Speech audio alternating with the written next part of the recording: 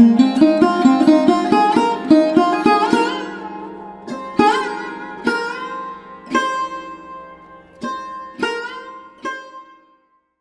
வணக்கம் ஐயா. மணி சார் வணக்கம். வணக்கம். இன்னைக்கு நம்ம பார்க்கக்கூடிய ராசி விருச்சக ராசி. விருச்சக ராசிக்கு உழைத்தும் உயர்வு இல்லை. இந்த உயர்வுக்கான ஒரு மறைவு ஸ்தானமா இருக்கு. நிறைய உழைக்கிறோம், ஒரு கரெக்டான இடத்துல உட்கார முடியல, இங்கேயுமே ரொம்ப கஷ்டப்பட்டு இருக்கிறோம் அப்படின்னு சொல்லக்கூடிய இந்த ராசிக்கு குறிப்பா மர்மமா என்ன விஷயம் புதஞ்சிருக்கு, எதனால இவங்களுக்கு வந்து உயர்வு இல்லை? கண்டிப்பா பார்த்து மித்ரா டிவி அன்பர்களுக்கு என் அன்பான வணக்கம். இருக்கிற 12 ராசிகள்ல விருச்சிகம் வந்து ஒரு போராட்ட குணம் கொண்ட ராசி. எப்பவுமே 8ஆம் இடம்ங்கிற மறைபொருள் இல்லையா, நிறைய தேடுதல் இருந்துக்கிட்டே இருக்கும். லைஃப்பில் ஏதாவது ஒன்று பண்ணணும், ஜெயிக்கணும், முன்னேறணும். ஆனால் இவங்க வந்து ஜெயிச்சு முன்னேறி ஒரு இடத்துல இருக்காங்க அப்படின்னா இதுக்கு பின்னாடி இவங்க இழந்தது வந்து நிறைய இழந்திருப்பாங்க. போராட்டம் நிறைய போராடி இருப்பாங்க. அது வந்து கேட்டோம்னா கண்ணில் தண்ணி வந்துடும். ரொம்ப எமோஷ்னலான ராசி, எமோஷ்னலோட கனெக்ட் ஆகிற ஒரு ராசி இருக்குன்னா அது விருச்சிகம் தான். ஏன்னா அது சந்திரன் அங்கே நீசமாகிற ராசி. அந்த ராசியில் எந்த கிரகமுமே உச்சமாகாது, நீசமாயிருது. அப்போ அது செவ்வாயோட வீடு, காலச்சக்கரத்துக்கு 8வது வீடு. அங்கே பாருங்க, அந்த செவ்வாய் வீட்டுக்கு ஆகாத நட்சத்திரங்கள்னா மெயின் வந்து ஆகாத கிரகங்கள்னா புதன் சனி. எனக்கு ஆகாதுப்பா அப்படின்னு செவ்வாய்க்கு ஒருத்தர் பிடிக்காது அப்படின்னா அது செவ்வாயும் பிடிக்காது, சனியும் பிடிக்காது, புதனையும் பிடிக்காது. அவங்களோட அனுச நட்சத்திரம் 4 பாதம், கேட்டை நட்சத்திரம் 4 பாதம், விசாக நட்சத்திரம் கடைசி 4ஆம் பாதம், ஒரு பாதம் அங்கே உட்காந்துருக்குள்ள. அப்போ குரு நட்சத்திரம் அந்த ராசிக்கு ஓகே, விசாகம் பெனிஃபிட். ஆனால் ஒரு பாதம் தான் அங்கே இருக்கும், கடைசி பாதம் மட்டும். அதனால பெரிய ஒரு நன்மைன்னு சொல்லிட முடியாது. ஆனால் மீதி இருக்கிற அந்த புதனும் சனியும் சேர்ந்த அந்த கர்மா இருக்கு இல்லைங்களா, ஏற்கனவே புதனும் சனியும் சேர்ந்த கர்மா வந்து ரொம்ப டேஞ்சரான கர்மான்னு நான் சொல்லியிருப்போம். ஏன்னா இதுக்கு தீர்வுங்கிறத விட நிறைய பேர் அந்த கர்மாவோட அனுசரித்து வாழ்றதுக்கு தான் பழகிக்கணும், வேற வழி இல்லை. ஆனால் அதுக்கு தீர்வு இருக்கு, நம்ம கொடுக்க தான் போகிறோம். அனுசரித்து வாழ பழகிக்கணும் அப்படிங்கிறத ரொம்ப ரொம்ப முக்கியமான விஷயம். அங்கே விருச்சிக ராசி அன்பர்கள் யாருக்கு புதன் சனி ஜாதக ரீதியாக சேர்ந்திருந்தாலும், புதன் சனி பார்த்துக்கிட்டாலும், அல்லது புதன் சனியோட நட்சத்திரத்தில் நின்னாலும், சனி புதனோட நட்சத்திரத்தில் நின்னாலும், இவங்களெல்லாம் நண்பர்களால் ஏமாந்துருப்பாங்க. படிப்பு படிக்கும்போது பிரேக் ஆகி படிச்சிருப்பாங்க. ஏதாவது document, pan card, Aadhaar card, passbook, ஏதாவது ஒரு டாக்குமெண்ட் ரெக்கார்டு சம்மந்தமாக ஒரு வில்லங்கம், ஒரு நெருக்கடி, ஒரு பிரச்சனையை சந்திக்காமல் இவங்க வாழவே முடியாது. நண்பர்களால் ஒரு முழுக்க ஒரு கடுமையான ஏமாற்றத்தை சந்தித்தேன் அப்படின்னா அந்த புதன் சனி தான். அந்த நட்சத்திரம் உள்ள இருக்குது, புதனுடைய கேட்டையும் சனியினுடைய அனுசமும் இருக்கிறதால விருச்சிக ராசி அன்பர்கள் வந்து நிறைய பேர் நண்பர்கள்கிட்ட கண்டிப்பாக ஏமாந்துருப்பாங்க. ஏமாறாமல் அவங்க லைஃப்பை லீட் பண்ண வாழவே முடியாது அப்படிங்கிறது தான் உண்மை. ஆனால் விருச்சிகம்ங்கிறது வந்து ஒரு எமோஷனல் கனெக்ட் பண்ணுற ராசி. 12 ராசிகளில் மனசில் பட்டதை பேசி, போல்டாக பேசி, உறக்க பேசி, தான் நான்கிற எண்ணத்தோடு பேசி, ஒரு உறவை கட் பண்ணி, நண்பர்களை கட் பண்ணி, யாருமே ஆகாது அப்படின்னு தன்னைத்தானே தனிமைப்படுத்தி கொள்கின்ற ஒரு ராசி இருக்குனால அது விருச்சிகம் தான். இவர்கள் கோபத்தோடு எழுந்தால் நஷ்டத்தோடு அமர்வார்கள்.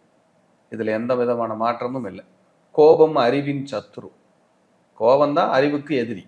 அப்போ கோபப்படுறது யாருக்குமே உகந்ததில்லை, குறிப்பாக விருச்சிக ராசிக்காரங்களுக்கு உகந்ததே அல்ல. ஏன்னா விருச்சிகம் என்பது தேள்ங்க. இவங்க வார்த்தையில் அந்த கொடுக்கு மாதிரி தேள் மாதிரி இருக்கும். யாராவது ஏதாவது சொல்லிட்டாங்கன்னா தாங்க முடியாது, பேசிடுவாங்க, காயப்படுத்திடுவாங்க, வார்த்தைகளால் கொள்வது. இவங்க பேசுனதுக்கப்புறம் 5 நிமிஷம் கழித்து ஃபீல் பண்ணுறது, பேசுகிறதே அது ஒரு பேட் கர்மா. அந்த ராசியே ஊமை ராசி விருச்சிகம். 3 ஜலராசி இருக்கு இல்லையா, கடகம், விருச்சிகம், மீனம், இது 3மே ஊமை ராசிகள்னு சொல்லுவோம், ஜலராசிகள்னு சொல்லுவோம். அப்போ இவங்க குடும்பத்தில் ஒரு 80% பேர் பார்த்தீங்கன்னா கொஞ்சம் பேச்சு குறைபாடு இல்லைவங்க, திக்கி பேசுகிறாங்க. மழலை மாதிரியே 10 வயசாச்சு 8 வயசாச்சுன்னு மழலை மாதிரியே பேசிட்டு இருக்காங்க. வயது மூப்பின் காலத்தில் கொஞ்சம் உளறி பேசி தான் உங்களுடைய மூப்பை கடந்தாங்க. இப்படியெல்லாம் நம்ம பார்க்க முடியும்.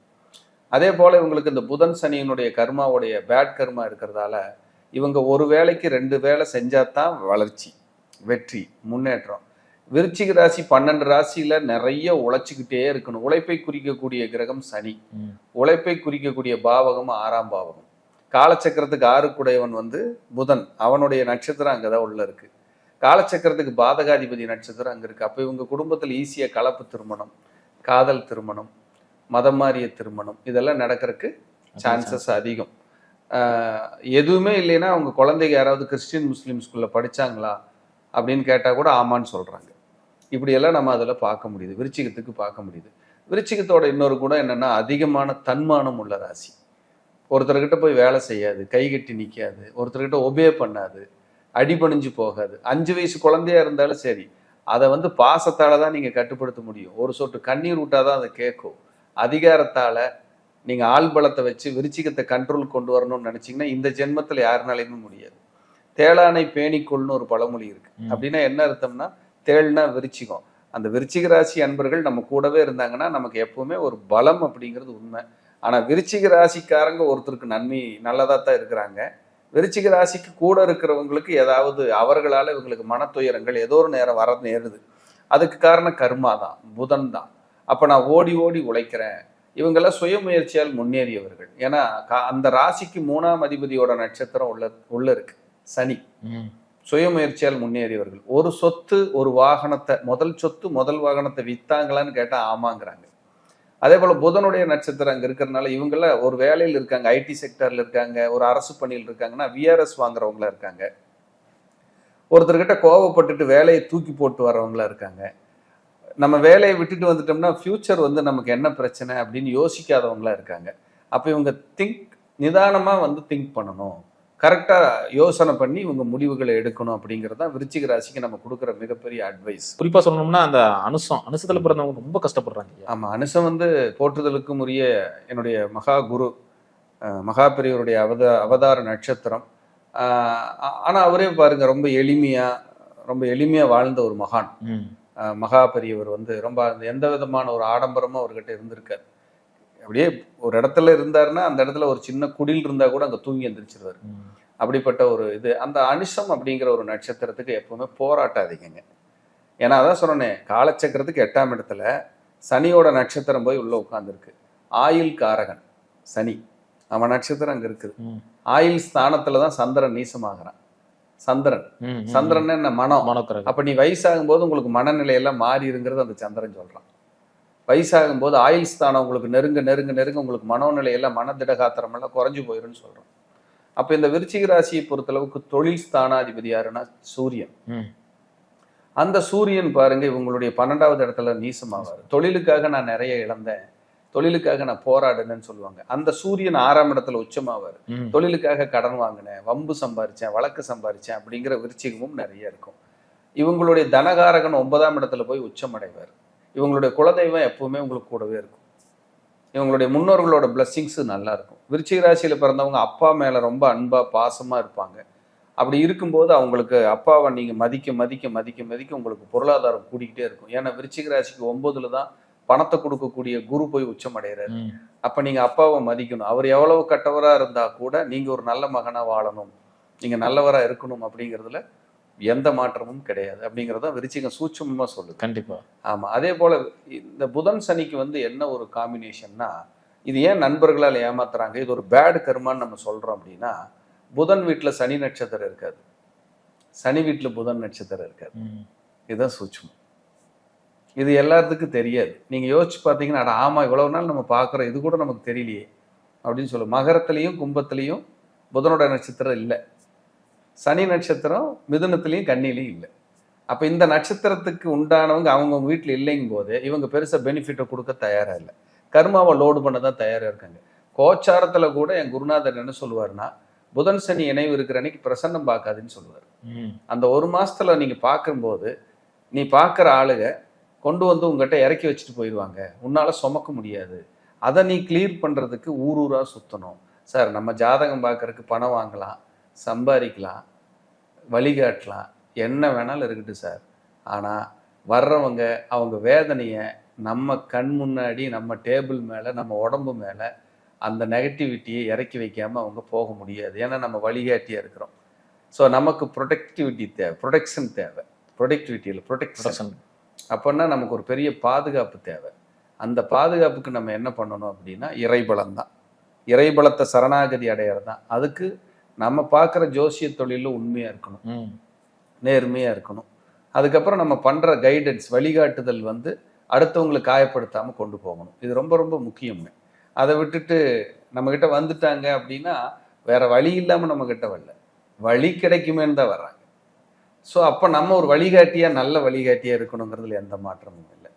அப்போ விருச்சிக ராசி அன்பர்கள் புதன் சனி நேராக வருஷத்துக்கு ஒரு தடவை ஒரு சனிக்கிழமையை தேர்ந்தெடுத்துக்குங்க.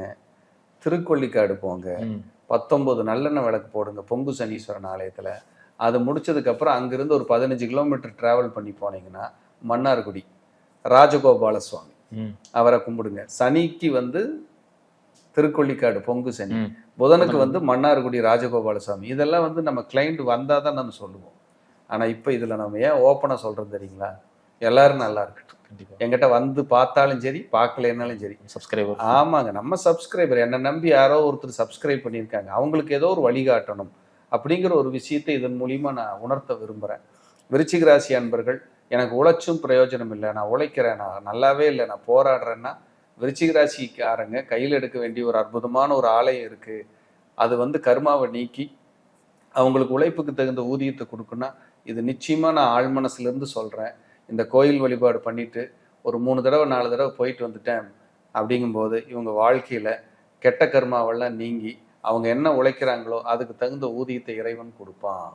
அப்போ பொங்கு சனீஸ்வரன் திருக்கொள்ளிக்காடு போய் நல்ல விமோச்சனம் வழிபாடு பண்ணிட்டு பக்கத்தில் இருக்கிற ராஜகோபால சுவாமி மன்னார்குடி அவரையும் போய் நமஸ்காரம் பண்ணிட்டு திருக்கொள்ளிக்காடில் ஒரு 19 நல்லெண்ணெய் விளக்கு, ராஜகோபால சுவாமி கோயிலில் ஒரு 17 நல்ல நெய் தீபம் போட்டுட்டு ஒரு ஆத்மார்த்தமாக வழிபாடு பண்ணிட்டு பிரார்த்தனை பண்ணிட்டு வந்தால் ரொம்ப நல்லா இருக்கும். திருக்கொள்ளிக்காடில் விருச்சிக ராசிக்காரங்க போனீங்கன்னா கண்டிப்பாக ஒரு அபிஷேகம் பண்ணிட்டு வர்றது ரொம்ப விசேஷம். ஏன்னா அது ஜலராசி அப்படிங்கிறதுனால ஒரு அபிஷேகம் பண்ணுறது சனிக்கிழமை போகலாம். ஆமாங்க, ரொம்ப விசேஷம். அது வந்து செவ்வாயோட வீடு, அப்போ விளக்கு போட்டு வாங்க. செவ்வாய் தான் நெருப்பு, விளக்கு போட்டுட்டு வாங்க. அங்கே குரு நட்சத்திரம் உள்ள இருக்கு. எல்லா வழிபாடும் முடிச்சுட்டு கருப்பு எள் உருண்டை இருக்கும் இல்லையா, எள் உருண்டை அங்கே இல்லாத ஏழைகளுக்கு தானம் பண்ணிட்டு வர கிளைண்ட்டுகளுக்கு பக்தாளுகளுக்கும் படையல் நல்ல கண்டிப்பாக தானம் பண்ணிட்டு நீங்கள் வரும்போது, யாருமே தானம் பண்ணல எனக்கு விருப்பம் இல்லை சார்னா ஒரு 2 எள்ளுருண்டையாவது நீங்கள் வாங்கிட்டு போய் நமஸ்காரம் பண்ணி பிரார்த்தனை பண்ணி முடிச்சதுக்கப்புறம் அதே ஆலயத்தில் உட்காந்து ஒரே ஒரு எள்ளுருண்டையை சாப்பிட்டு என் கர்மா இதோட தீரணும்னு வேண்டிட்டு வாங்க. நிச்சயமாக அங்கே வீட்டு இருக்கின்ற அக்னிபுரீஸ்வரர், பஞ்சினும் வெள்ளிடையால் அப்படிங்கிற அம்பாள், அதுக்கப்புறம் பொங்கு சனீஸ்வரர், குபேர சம்பத்துகளை அருளக்கூடிய பொங்கு சனீஸ்வரனுடைய அருளாசியால் உங்களுக்கு, அதாவது லட்சுமி கடாட்சம் அப்படிங்கிறது என்னன்னா அது வரும் போகும், ஆனால் குபேர சம்பத்துங்கிறது போகாது. வந்துச்சுன்னா ஒரு 5 தலைமுறைக்காவது நிற்கும். அப்போ உங்களுக்கு லட்சுமி கடாட்சம் வேணுமா குபேர சம்பத்து வேணுமானா எல்லா மனுஷனுக்கும் நான் சொல்லுவேன் என் கிளைண்ட்டுக்கு, நீங்கள் லட்சுமி கடாட்சத்தோடு இருந்தால் மட்டும் பத்தாது, குபேர சம்பத்தோடு இருக்கணும். அந்த குபேர சம்பத்தை வாரி வழங்கக்கூடிய ஒரு அற்புதமான ஆலயம் திருக்கொள்ளிக்காடு. நீங்கள் ஒரு கல்லை போய் கும்பிட்டா கூட நம்பிக்கையாக கும்பிட்டீங்கன்னா அது கடவுளாக காட்சி கொடுக்கும்.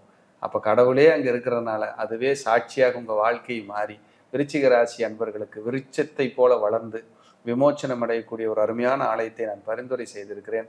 எல்லோரும் நலமோடு வாழ நான் வணங்கும் வாராகி அவர்களுக்கும் உங்களுக்கும் ஒரு அருளாசியை கொடுக்கட்டும்னு சொல்லி இந்த பதிவை நான் முடிக்கிறேன். மீண்டும் ஒரு நல்ல பதிவில் சந்திக்கிறையா. நன்றி, வணக்கம், வாழ்க வளமுடன். நன்றிங்க, வாழ்க.